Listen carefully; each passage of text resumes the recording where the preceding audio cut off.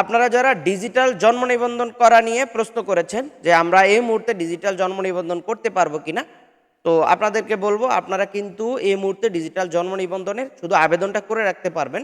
যেহেতু একটা ডিজিটাল জন্ম নিবন্ধন করতে অনলাইনে প্রথমে আবেদন করতে হয়, তারপরে হচ্ছে আপনাকে ইউনিয়ন পরিষদ অথবা ওয়ার্ড কাউন্সিল অফিসে যেতে হয়, তখন হচ্ছে আপনি এটা কনফার্ম করতে পারবেন যে আসলে আপনার আইডি কার্ডটা হবে কিনা। তো বর্তমানে ডিজিটাল নিয়মে জন্ম নিবন্ধনের আবেদন, ভোটার আইডি কার্ডের আবেদন দুটাই চলমান আছে। আপনারা যারা ভোটার আইডি কার্ড করতে চান অথবা জন্ম নিবন্ধন করতে চান, তারা কিন্তু আমাদের পুরো ভিডিও জুড়ে আমাদের সঙ্গে থাকতে পারেন, আমরা আপনাদেরকে ইনস্ট্রাকশনগুলো দিয়ে দিব। তো আমরা চলে যাব মূল ভিডিওতে। তার আগে বলবো আপনারা যারা আমাদের চ্যানেলে এখনো নতুন, অবশ্যই চ্যানেলটিকে সাবস্ক্রাইব করতে হবে। ভিডিও শুরু করার আগে আপনাদেরকে বলবো আপনারা যারা দেশে বা বিদেশে চাকরির জন্য দক্ষতা উন্নয়ন সার্টিফিকেটগুলো গ্রহণ করতে চান, যেমন computer, electrical, electronics, house wiring, housekeeping ইত্যাদি, এই ক্যাটাগরির প্রচুর পরিমাণে কোর্স আমাদের ওয়েবসাইটে দেওয়া আছে। কোর্সগুলো করে আপনারা খুব সহজে অনলাইন ভেরিফাইড সার্টিফিকেটগুলো গ্রহণ করতে পারেন। আমরা চলে যাচ্ছি আজকে ডিজিটাল জন্ম নিবন্ধন আবেদন করার মূল ভিডিওতে।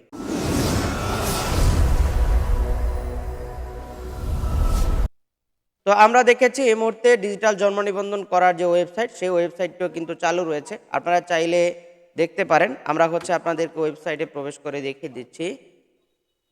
জন্ম নিবন্ধন, ডিজিটাল জন্ম নিবন্ধন এই মুহূর্তে করা যাচ্ছে এবং হচ্ছে আবেদন করা যায় কমপ্লিটলি। কিন্তু আপনার জন্ম নিবন্ধনের কার্যক্রম শুরু হবে আগামী 15 তারিখ রবিবার, অর্থাৎ নির্বাচনের পরে রবিবার থেকে আসলে পুরোপুরি কার্যক্রম শুরু হবে। আপনারা হচ্ছে তখন সব কাজগুলো করতে পারবেন। জন্ম নিবন্ধন বলেন, ভোটার আইডি কার্ড বলেন, সব কিছু করতে পারবেন। তো ভোটার আইডি কার্ডের ভিডিও অলরেডি আপলোড করা হয়েছে। তো জন্ম নিবন্ধন করার জন্য আপনাকে কি কি পেপারস লাগবে? জন্ম নিবন্ধন করার জন্য আপনার শিশুর যদি 18 বছরের নিচে বয়স হয়, তাহলে হচ্ছে তার কি লাগবে? তার হচ্ছে টিকার কার্ড লাগবে। আর যদি এর মধ্যে তার সার্টিফিকেট হয়ে থাকে, যে কোনো সার্টিফিকেট, পঞ্চম, অষ্টম অথবা এসএসসি যেটাই হোক না কেন, সেই সার্টিফিকেটের একটা কপি লাগবে এবং হচ্ছে আপনার হচ্ছে পিতামাতার আইডি কার্ড লাগবে।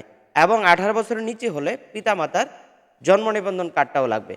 তো পিতামাতার জন্ম নিবন্ধন কার্ড, শিশুর আইডি কার্ড, এই পেপারসগুলো নিয়ে আপনারা কিন্তু আবেদনগুলো করতে পারেন। আবেদন করার পরে আপনারা কিন্তু এই পেপারসগুলো জমা দিয়ে, বর্তমানে আমরা দেখেছি আবেদনপত্রে প্রচুর সমস্যা, আবেদন করা যায় কিন্তু আবেদনপত্রটা ডাউনলোড করা যায় না। সেই সূত্রে আপনারা কি করবেন, আবেদন শেষে যখন সাকসেসফুল লেখা আসবে এবং আপনার ফোনে মেসেজ আসবে, ঠিক ওই সময় আপনার একটি টোকেন নাম্বার দেওয়া হবে অথবা আবেদন পত্র ট্র্যাকিং নাম্বার দেওয়া হবে।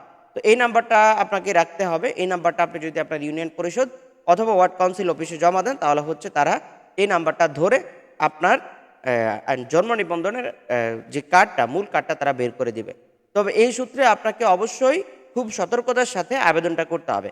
আবেদন করার সময় আপনার কোনো ভুল ভ্রান্তি আছে কিনা সেগুলো 100% কনফার্ম হতে হবে। যেহেতু আপনি আবেদনের ফর্মটা বের করতে পারবেন না, সেই সূত্রে হচ্ছে আবেদন করার পরে আপনার রিচেক করার কোনো সুযোগ থাকবে না।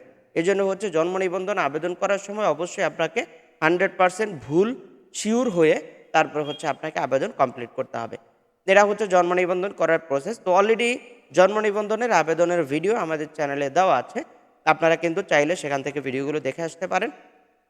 তো আপনাদেরকে বলবো আপনারা যারা আমাদের চ্যানেলে এখনও নতুন আছেন, অবশ্যই আমাদের চ্যানেলটি সাবস্ক্রাইব করতে হবে। আর যারা অলরেডি করেছেন, আপনাদেরকে ধন্যবাদ জানিয়ে আজকের মতো বিদায় নিব। তবে তার আগে বলবো আপনারা যারা দেশে বা বিদেশে চাকরির জন্য দক্ষতা উন্নয়ন সার্টিফিকেটগুলো গ্রহণ করতে চান, আমাদের স্ক্রিনে দেওয়া হোয়াটসঅ্যাপ নাম্বার অথবা ওয়েবসাইট ভিজিট করতে পারেন। প্রচুর পরিমাণে কোর্স আমাদের ওয়েবসাইটে দেওয়া আছে। কোর্সগুলো করে আপনারা খুব সহজে অনলাইন ভেরিফাইড সার্টিফিকেটগুলো গ্রহণ করতে পারেন। তো আজকের মতো বিদায় নিচ্ছি, দেখা হচ্ছে আমাদের পরবর্তী কোনো আপডেট ভিডিওতে। আসসালামু আলাইকুম।